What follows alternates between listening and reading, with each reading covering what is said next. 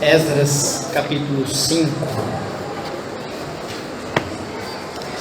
Entre Esdras capítulo 4, o último versículo, e o primeiro versículo do capítulo 5, tem um tempo de 16 anos. Entre a pregação de Esdras capítulo 4 e a pregação de Esdras capítulo 5, tem só 9 domingos, tá?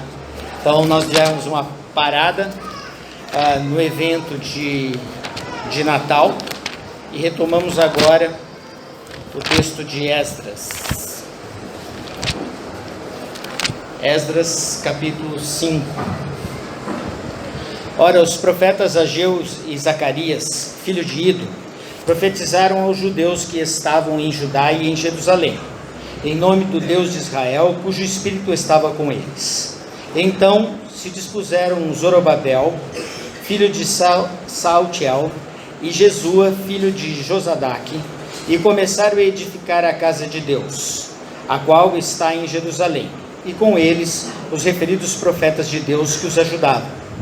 Neste tempo veio a eles Tatenai, governador daquém do Jordão, do Eufrates, e Setar-Bonzenai, e os seus companheiros, e assim lhes perguntaram: quem vos deu ordem para reedificardes esta casa e restaurardes este muro? Perguntaram-lhe mais: quais são os nomes dos homens que constroem este edifício? Porém, os olhos de Deus estavam sobre os anciãos dos judeus, de maneira que não foram obrigados a parar, até que o assunto chegasse a Dario, e viesse resposta por carta sobre isto. Eis a cópia da carta que Tatenai, o governador daquém do Eufrates, com Setar-Bonzenai e os seus companheiros, os Afarzaquitas, que estavam deste lado do rio, enviaram ao rei Dario, no qual lhe deram a relação escrita do modo seguinte: ao rei Dario toda a paz. Seja notório ao rei que nós fomos à província de Judá, à casa do grande Deus, a qual se edifica com grandes pedras, a madeira está a ponto nas paredes, e a obra se vai fazendo com diligência e se adianta nas suas mãos. Perguntamos aos anciãos e assim lhes dissemos: quem vos deu ordem para reedificar esta casa e restaurardes este muro? Demais disso lhe perguntamos também pelo seu nome, para todos declararmos, para que te pudéssemos escrever os nomes dos homens que são entre eles os chefes. Esta foi a resposta que nos deram: nós somos servos do Deus dos céus e da terra, e reedificamos a casa que há muitos anos fora construída, a qual um grande rei de Israel edificou e a terminou. Mas, depois que nossos pais provocaram a ira de Deus dos céus, ele os entregou nas mãos de Nabucodonosor, rei da Babilônia, o caldeu, o qual destruiu esta casa e transportou o povo para a Babilônia. Porém Ciro, rei da Babilônia, no seu primeiro ano, deu ordem para que esta casa de Deus se edificasse. Também os seus utensílios de ouro e de prata da casa de Deus, que Nabucodonosor levara do templo que estava em Jerusalém e as meteu no templo de Babilônia, o rei Ciro os tirou de lá, e foram dados a um homem cujo nome era Sesbazar, a quem nomeara governador. E lhe disse: toma esses utensílios e vai, e leva-os ao templo de Jerusalém, e faze reedificar a casa de Deus no seu lugar. Então veio dito Sesbazar, e lançou os fundamentos da casa de Deus, o qual está em Jerusalém, e daí para cá está edificando, e ainda não está acabada. Agora, pois, se parece bem ao rei que se busque os arquivos reais na Babilônia, e se é verdade haver uma ordem do rei Ciro para edificar esta casa de Deus em Jerusalém, e sobre isso nos faça o rei saber a sua vontade. Como eu disse, se você ler capítulo 4, no tempo de Artaxerxes, houve um grande enfrentamento daqueles que eram contrários a esta obra, os samaritanos, e eles então tiveram que paralisar as obras do templo. Nós começamos lá no capítulo 1 com a construção, quando Deus levantou homens, levantou o rei Ciro. Havia uma profecia de Jeremias que estava sendo cumprida de 70 anos, era o momento de voltarem para Jerusalém. Deus levanta então homens, levanta sacerdotes, 50 mil pessoas voltam para Jerusalém, começam a reconstruir o altar de adoração. Há uma grande comoção, capítulo 3, capítulo 4, nós começamos então com um processo que os inimigos perseguem e tentam interromper a obra, e nesta fase a obra é parada e por 16 anos não se faz mais obra no templo. Depois disso, então, começamos aqui o capítulo 5, a obra vai recomeçar, e a citação é feita,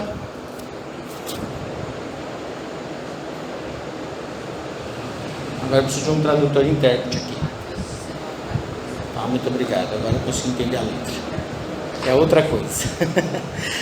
Depois disso então, ele começa o texto aqui com uma citação de dois profetas, Ageu e Zacarias. Esses profetas, quando viram que a obra de Deus estava parada por 16 anos, vão fazer, instruídos por Deus, vão trazer a palavra de volta e vão reanimar o povo a começar a reconstrução. Quando Esdras começa o assunto, ele diz que eles falam em nome do Deus de Israel e o Espírito de Deus estava com eles. Eles começam a trazer então uma mensagem da parte de Deus, para que esses homens olhem para aquilo que estão deixando para trás e recomecem o projeto de construção do templo. Vai aparecer aqui, alguns dizem que Sesbazar do primeiro capítulo é o mesmo aqui, Zorobabel, mas Zorobabel é quem vai agora ser o governador, é quem vai tomar a frente das obras. Junto com ele um sacerdote que chama Jesua ou Josué, que foi filho do último sumo sacerdote antes do exílio. E temos também aqui os dois profetas junto com eles, trabalhando, incentivando o povo e tentando fazer com que o templo fosse reerguido ou sua construção continuasse. Aparecem aqui dois homens, na verdade mais homens, né? Tatenai, Setar-Bozenai e seus companheiros. Tatenai é o governador de toda a região do Eufrates para lá, passando por cima do Jordão, chegando em toda aquela região. Então ele é o governador geral de toda a região, e ele é um governador nomeado por Dario, rei da Pérsia. Neste caso aqui, eu não vejo que são homens que estão perseguindo o povo de Deus, mas eu acho que a coisa é bem simples. Nós temos aqui o governador e o fiscal de obras com todos os seus companheiros. Eles percebem que por 16 anos as obras estão paradas em Jerusalém, e eles começam a perceber uma movimentação de grandes pedras, e que rapidamente, de repente, começa a ser erguido um grande muro. Como governador que responde ao rei, ele vai fazer as perguntas simples. Isso acontece até hoje. Se você começar a derrubar a sua casa e começar a tentar uma construção nova, subir mais um andar, o normal é que o fiscal da prefeitura passe e pergunta: o que você está fazendo? Quem está fazendo isso? Quem é o engenheiro da obra? Por que você está destruindo? Por que você está reconstruindo? Esta é a normalidade. Então não tem nada de incomum no que eles fazem aqui, não tem nenhuma perseguição, e na verdade eles estão aqui fazendo o serviço que eles foram chamados para fazer no império. O que a gente precisa olhar é o que fez o profeta Ageu e Zacarias, que desperta no povo o desejo de voltar a construir. Por 16 anos eles ficaram parados, e de repente eles começam a reconstruir tudo. O que eu vou fazer no próximo sermão, em vez de ir para o capítulo 6, eu vou para Ageu, depois para Zacarias, e depois eu vou voltar para o capítulo 7, para o capítulo 6, para a gente ter a ordem dos acontecimentos. Mas eu queria que você abrisse um pouquinho em Ageu. Talvez você tenha um pouco de dificuldade para encontrar ele aí na sua Bíblia, mas ele é um dos profetas menores, lá no finalzinho do Antigo Testamento, e você vai encontrar Ageu. Nós não vamos usar Ageu, mas eu vou ler os primeiros versículos do capítulo 1, para que a gente sinta qual é a mensagem de Ageu. Quando ele cita Ageu e Zacarias ele tem uma forma de pregar um pouco mais indireta, usa visões e tenta trazer o povo à sua responsabilidade, mostrando a soberania de Deus. E Ageu, ele vai direto no assunto. Ageu não dá muitas voltas, não. Ele seria lá no Nordeste o arretado, tá? Seria o arretado. No segundo ano do rei Dario, que é o mesmo tempo em que a gente tem Esdras capítulo 5, veio a palavra do Senhor por intermédio do profeta Ageu a Zorobabel, filho de Salatiel, governador de Judá, e a Josué, ou Jesua, como está lá em Esdras, filho de Josadaque, o sumo sacerdote, dizendo: assim fala o Senhor dos exércitos, este povo diz, não veio ainda o tempo em que a casa do Senhor deve ser edificada. Veio, pois, a palavra do Senhor por intermédio do profeta Ageu, dizendo: acaso é tempo de habitardes vós em casas apaineladas, enquanto esta casa permanece em ruínas? O que aconteceu nos 16 anos de história antes deste profeta começar com a palavra? Eu fico pensando no que é uma casa apainelada, e eu fico pensando aqui numa panela bem arredondadinha, com um reboco, e uma casa bem acabada. Se a gente fosse traduzir para um moderno, uma casa que tivesse luxo, porcelanato, bem acabada, suas paredes, com um bom telhado, ar-condicionado, ventiladores de teto, coisas do gênero. Nesses 16 anos, eles se prontificaram, parou a construção do templo, eles se dedicaram a construir as suas próprias casas e olharem para o seu próprio conforto.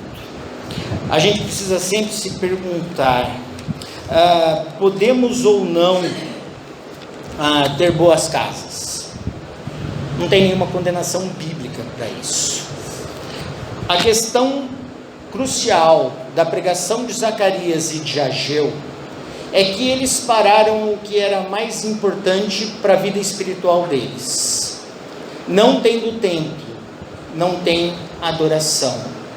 Não tendo adoração, o povo perde o relacionamento com o seu Deus. Então existe uma preocupação espiritual.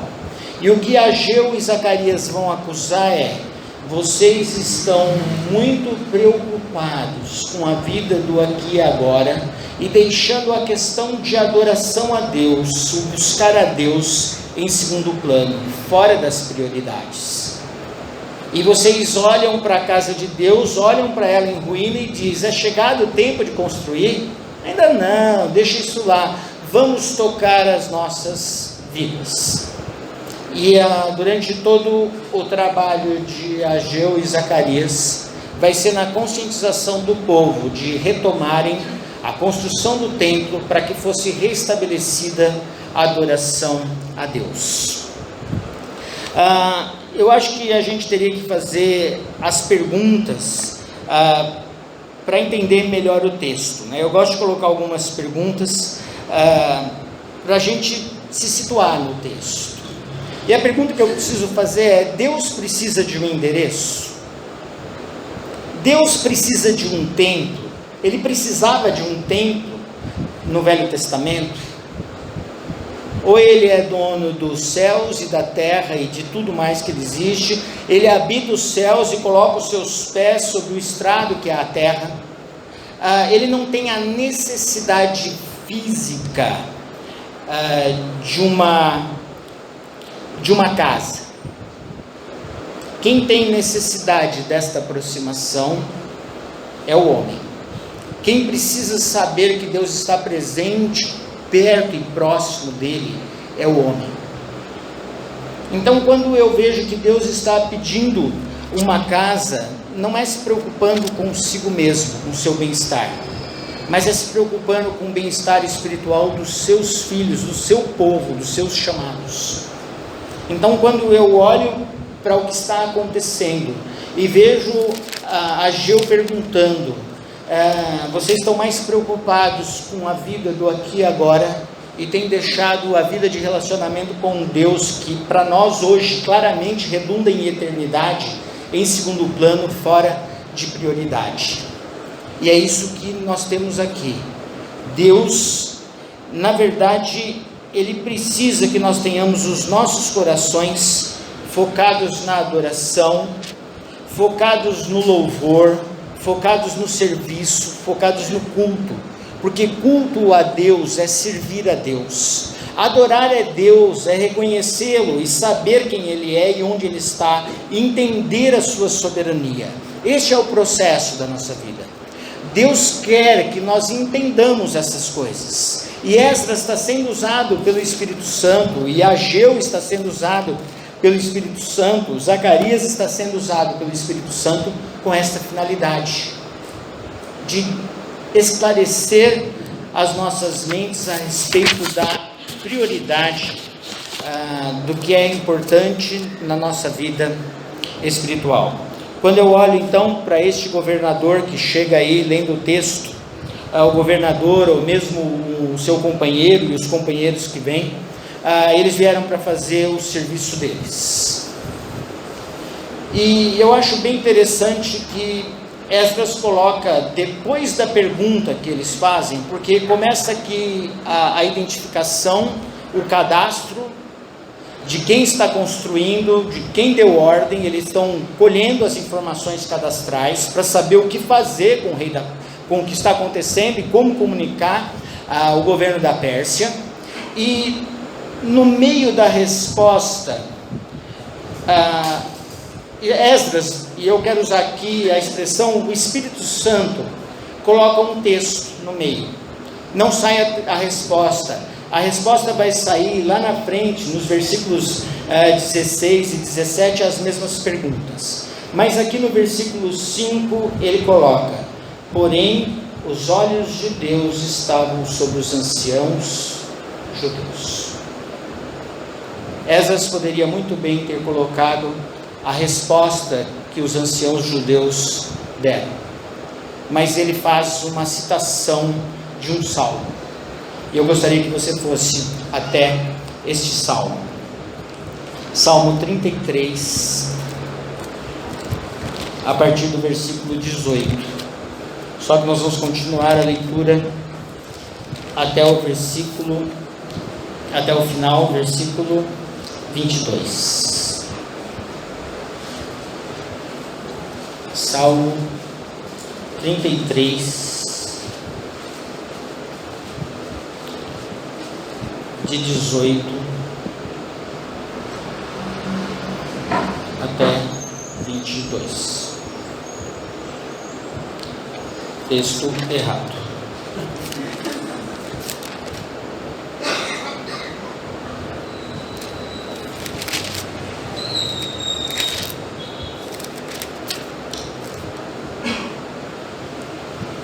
Agora eu vou precisar da ajuda de alguém com uma chave bíblica na Bíblia aí, e encontrar este começo de frase que é a citação do Salmo, ou uma Bíblia corrigida que tem essa referência embaixo para mim. Os olhos do Senhor, mas os olhos de Deus estão sobre. Se alguém encontrar, eu marquei 33, 18. Quanto? 34:15, obrigado. Não sei de onde saiu essa informação. Os olhos do Senhor repousam sobre os justos, e os seus ouvidos estão abertos ao seu clamor. O rosto do Senhor está contra os que praticam o mal, para lhes extirpar da terra a memória. Clamam os justos, e o Senhor os escuta, e os livra de todas as suas tribulações. Perto está o Senhor dos que têm o coração quebrantado, e salva os de espírito oprimido. Muitos são as aflições do justo, mas o Senhor de todas o livra. Preserva-lhe todos os ossos, nenhum sequer será quebrado. O infortúnio matará o ímpio, e os que odeiam o justo serão condenados. O Senhor resgata a alma dos seus servos, e dos que nele confiam, nenhum será condenado. Obrigado, Rindolfo. O que eu queria que você olhasse é que ele interrompe a cadeia de perguntas e mostra aonde está a confiança do justo.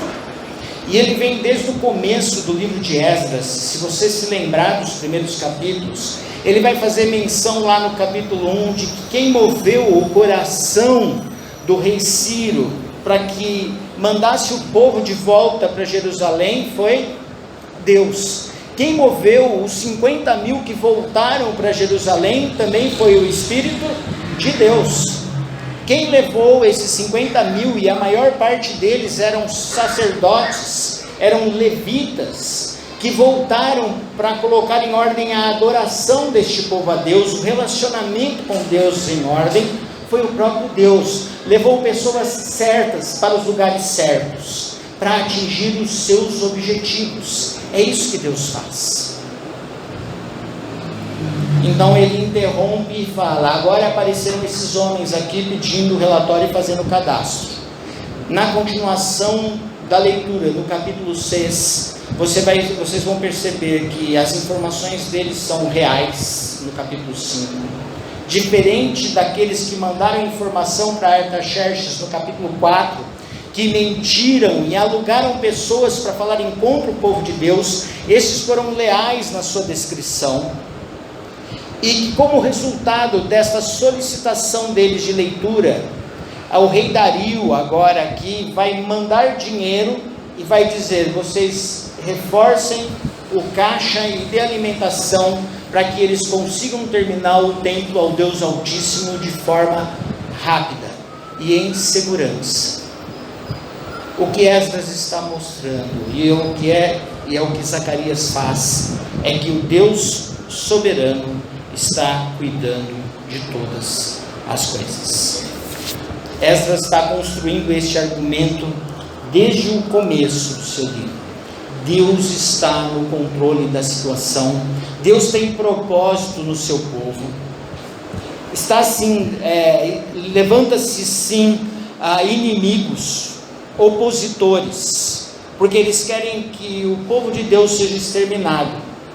Neste mesmo contexto da história está o livro de Esther. E lá no livro de Esther a gente tem que se lembrar que Amã queria destruir da terra, exterminar da terra todo judeu. A ideia de Satanás usando Amã é que não tivesse mais povo de Deus, o judeu, para que não houvesse a chegada de um Messias. E não havendo a chegada de um Messias, o plano de Deus de redenção do mundo estaria fadado ao fracasso. Mas Deus mostra que está no controle dos reinos, dos reis, dos homens, dos seus filhos, dos que não são seus filhos, e coordena todas as coisas que acontecem na face da terra. Esse é o Deus que está deixando de ser adorado. E quando eu olho para a história, para a nossa história, nós continuamos com opositores. Mas o principal opositor é o inimigo das nossas almas. De fato e de verdade, ele não é o nosso inimigo só. Ele é primeiro inimigo de Deus. E ele persegue Deus porque ele persegue a igreja porque ele não conseguiu resolver o problema do Messias. O Messias veio, o Messias nasceu, o Messias cresceu, o Messias teve seu ministério. O Messias morreu na cruz, derramou sangue precioso para cumprir o plano de redenção. E quando ele morre, Satanás, pensando que o matando acabaria com o plano, ele morre na cruz, derramando sangue precioso, e diz: está consumado o plano da redenção do homem. Sangue puro derramado, pecados lavados. O que Satanás faz então, e eu gostaria que você abrisse Apocalipse capítulo 12 rapidamente. Apocalipse é fácil, último livro da Bíblia. Versículo 17. Apocalipse 14, 12, 17. Irou-se o dragão contra a mulher e foi pelejar com o restante da sua descendência. A mulher agora, a partir do versículo 13, nesse contexto, ela é a igreja. E os que guardam, a descendência da mulher são os que guardam os mandamentos de Deus e têm o testemunho de Jesus. E se pôs em pé sobre a areia do mar. Ele deixou de pelejar com o povo de Deus no Antigo Testamento, o Israel de Deus, e agora peleja contra a igreja, os descendentes, os que dão testemunho de Cristo Jesus. Satanás peleja contra os filhos de Deus, contra o povo de Deus do Novo Testamento, tentando destruir, tentando fazer com que eles sejam desanimados. Se você olhar tudo que foi feito pelos inimigos lá em Esdras, é isso que ele faz na igreja. Vamos desanimar, vamos tumultuar, vamos criar intrigas, vamos fazer com que este povo não se ame, não se preocupe uns com os outros, que cada um viva a sua vida à sua maneira, que venha aqui e faça de conta que se ama, que passem o mínimo do tempo possível, porque este mundo, ele consegue nos consumir todo o tempo que nós temos, não só com o nosso trabalho árduo, não só para que conseguirmos o sustento, de que cada vez as coisas são mais caras, mas também pelos prazeres que este mundo proporciona. E às vezes a gente trabalha tanto que quando chega no domingo a gente está como? Só o pó, é isso? O bagaço. E o bagaço a gente entende bem. Como é que a gente faz um bagaço de laranja? Você já pensou nisso? Quando você vai chupar laranja, você espreme, espreme, espreme, e o bagaço você faz o quê? Joga. É isso que Satanás faz com a sua semana. Ele dificulta a sua vida, o mundo, o diabo, o pecado, a carne, essas coisas todas impedem que você tenha disposição de servir a Deus. E você tendo indisposição e outras prioridades, a adoração fica em que plano? Serviço a Deus fica onde? Comunhão fica onde? Com Deus e com o povo de Deus. A mensagem de Esdras é de reestruturação, de serviço a Deus. É recolocar em ordem o lugar da adoração e o lugar do culto. É ouvir a palavra de Deus. É isso que aconteceu. A adoração, ela é reestruturada depois que os profetas trazem a mensagem de Deus para a vida do povo. Você tem acesso à sua Bíblia hoje, graças a Deus, todos nós temos Bíblia em casa, mas você tem uma igreja com púlpito e com pregação de palavra de Deus. É isso que você tem. E quantas vezes a preguiça, o futebol, o desgaste, as atividades, o lazer, o prazer, o cansaço, tem tirado o seu foco na comunhão e na adoração, na reunião dos santos. Quantas vezes isso tem acontecido? Esdras tem uma mensagem para você. Hoje, eu gostaria de dar a posse aos eleitos e aos nomeados para trabalharem na igreja para o ano de 2020. E quando eu penso em trabalho na igreja, eu penso em dois textos. Um é Marcos 10, 45, que é uma fala de Jesus, que o Filho do Homem não veio ao mundo para ser servido, mas para servir e dar a sua vida para muitos. E um outro texto que me vem à mente, e também o exemplo de Paulo, e a citação e a fala que ele tem em 2 aos Coríntios, capítulo 12, 15, que diz assim: eu de muito boa vontade gastarei e me deixarei gastar por vossas almas, ainda que amando-vos cada vez mais, seja menos amado. O que Paulo está dizendo para os coríntios é: não me incomoda em nada me gastar pelo Evangelho, pelos irmãos de Cristo Jesus, para que pessoas ouçam a mensagem maravilhosa da cruz. E quando ele diz, amando-vos mais, parece que vocês nos amam menos, me amam menos, não esperando nada em troca. É isso que Paulo está dizendo. Me entrego no serviço de Deus, não esperando retribuição. Retribuição é muito bom, mas eu queria que você focasse na disposição de Paulo. E às vezes, como pastor, a gente tenta nomear alguém para alguma coisa e a sensação que a gente tem é: pelo amor de Deus, hein, já vai dar serviço para a gente. E eu queria que você olhasse para os exemplos que a gente tem na palavra de Deus. Exemplo de Cristo, exemplo de Paulo, exemplo de Pedro, exemplo de Timóteo, exemplo de tantos outros no Antigo Testamento, que obedecendo a Deus no serviço, dedicaram suas vidas para que pessoas aprendessem a servir a Deus. Que servir a Deus, servir o próximo, servir o irmão na igreja, fosse um prazer para nós. Porque foi um prazer para Deus conquistar o povo que Ele conquistou.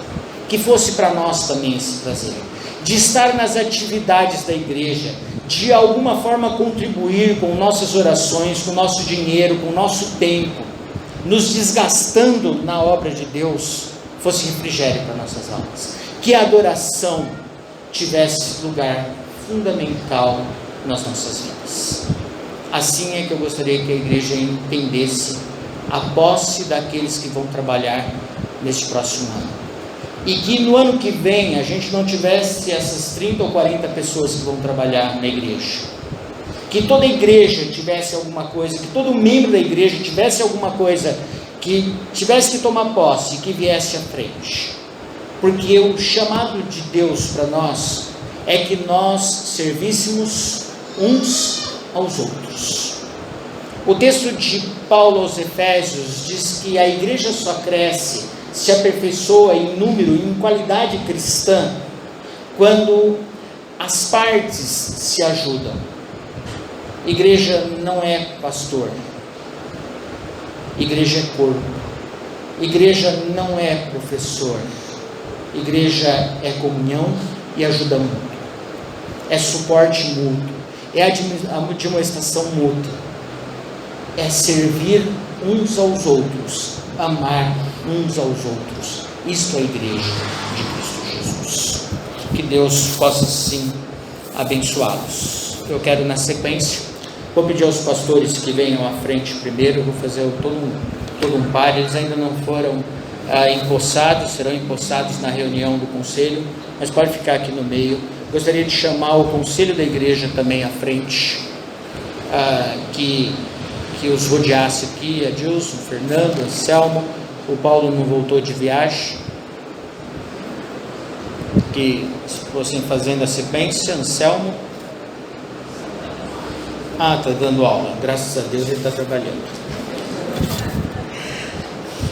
O Fernando é o vice-presidente do conselho. O Paulo é o secretário. Anselmo é o tesoureiro. Adilson é suplente de representante no presbitério. Os pastores são auxiliares. E que o conselho tenha esta consciência: me deixarei gastar por amor das vossas almas. Preocupação com a igreja de Cristo Jesus. Só que só esse grupo não vai fazer nada na igreja. Além de precisar de gente na igreja, nós precisamos da companhia, do esforço dos irmãos. Temos os irmãos eleitos das sociedades. Então, Sociedade Feminina, SAF, Lene, Neiva, Eunice, Simone, Delza, são as irmãs eleitas para o trabalho feminino. Da mocidade nós temos Danilo, Douglas, Janderson, Ingrid, André. Da UPA nós temos a Kaila, nova batizada e professada, Kaila, Marcos, Ana Luísa, Pablo, Beatriz. Da UCP ainda não teremos em breve. Na superintendência da escola dominical, nós temos a Dábia, o Anselmo como secretário e organizadora do culto infantil, a Cristina. Na comissão de educação, nós temos o Paulo, a Raquel, a Lindalva, o Guilherme, que por motivos óbvios não está conosco, né? O neném nasceu hoje de manhã. A neném, e a Aline e a Neiva e o César. Eu ia terminar ainda, que eu parei no Guilherme aqui só para dar explicação. A Lindalva eu chamei? Tá lá. Não fica todo mundo num lado só, senão pode pender. Depois nós temos a comissão de exame de contas. Exame de sangue é bom, né? Vocês estão espertos, né? Vocês estão só de ouvido ligado para ver o que eu erro hoje, né? Nós temos o César, o André, faz parte da comissão de exame de contas da tesouraria da igreja, e o Janderson, que já está aqui em algum lugar, que também vai cuidar do nosso calendário para o próximo ano de 2021. Temos como diretores da UCP a Lene e o Anselmo, os diretores de casais a Noemi e o Márcio. Eu não chamei a Ana Luísa, não? Estou com o nome errado? Chamei? Hã? Não, ela está lá no fundo. Ana Laura. Está com o nome errado aqui. Ana Laura. Agora eu tenho que corrigir, senão vai ficar errado aqui. Desculpa, Ana Laura. Oi? O Anselmo. O Anselmo, que é nosso tesoureiro. Quem que falta mais? A Beatriz. Cadê a Bia? Está ali já. Tá bom. Para culto matinal e a organista oficial da igreja, nossa irmã Eunice, que já deve estar aqui na frente. Do culto da reunião, do culto de oração da noite, presbítero Adilson. Missões, Nancy e Guilherme. Libras, Jafne. Visitas, Gabriela e Janderson. Gabriela está viajando. Decoração, Simone, Lene, Noemi e Andréia. Cadê Simone? E eventos, Deusair, Piedade e Fátima. Eu já comuniquei da outra vez, eu acho que a Deise tem alguma coisa a mais ainda para entrar, e alguns outros irmãos que ainda não professaram a fé, e a gente só pode fazer nomeação, isso é só burocrático, a gente só faz nomeação em ata depois que se tornam membros da igreja, antes disso a gente não pode fazer. Esta é a equipe que começa trabalhando. Alguém pode ter fugido ao meu controle aqui. Agora eu gostaria de chamar à frente todos aqueles que estão envolvidos como professores ou do culto noturno ou da escola dominical, que sabem que terão uma atividade num desses projetos.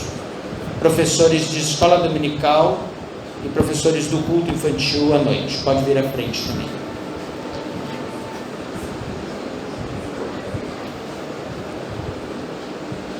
Gente, vai pender para o lado de lá, não vem para o lado de cá. Ô Fábio, eu preciso te lembrar que você é professor de UPA ou não? Não? Oi? Da esquerda. A direita é melhor, hein? Falta mais alguém, gente? Eu não sei, eu estou vendo aqui alguns sentados. A Fátima eu chamei, eu não sei porque a Fátima não veio. Depois nós temos os nossos irmãos diáconos que estão lá. Quem mais faltou? A Débora, eu não sei como ela foi encaixada em alguma coisa de aula. Eu tenho certeza, eu estou vendo a Vânia, eu estou vendo a Osana também, que foi nomeada para trabalhar no berçário. A Vânia eu não consigo lembrar. O Dariel cuidando de toda a parte aí de vídeo. O Aurélio cuidando da parte de som. Pode vir à frente, gente. Eu estou tentando. Vai levantando, gente. Osana, Vânia. Quem mais falta? A Neide. Fala assim, pastor, o senhor não vai deixar ninguém sentado? Na verdade, o meu sonho era botar todo mundo aqui mesmo. A função do cristão é servir uns aos outros. Eu sei que há impossibilidades em alguns, mas eu queria que você sentisse, está faltando bastante gente hoje aqui, que está viajando, mas o que é necessário para que uma igreja cresça.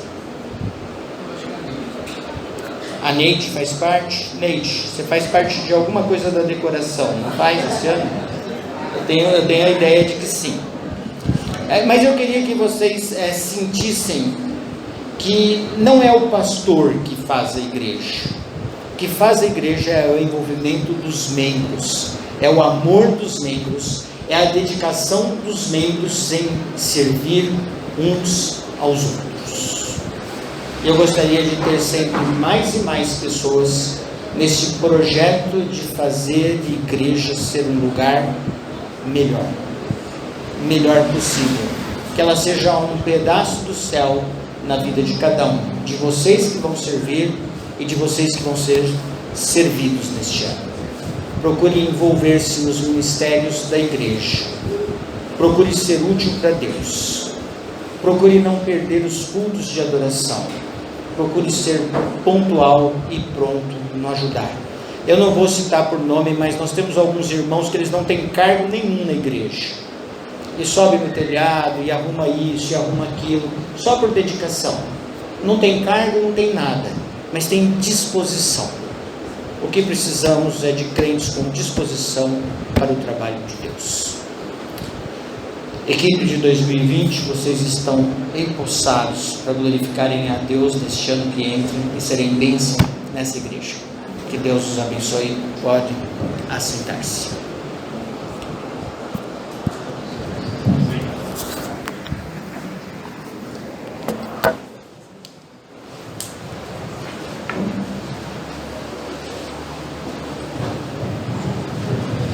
Quando a Raquel me mandou o texto eu pensei que era uma placa de carro que estava atrapalhando algum lugar.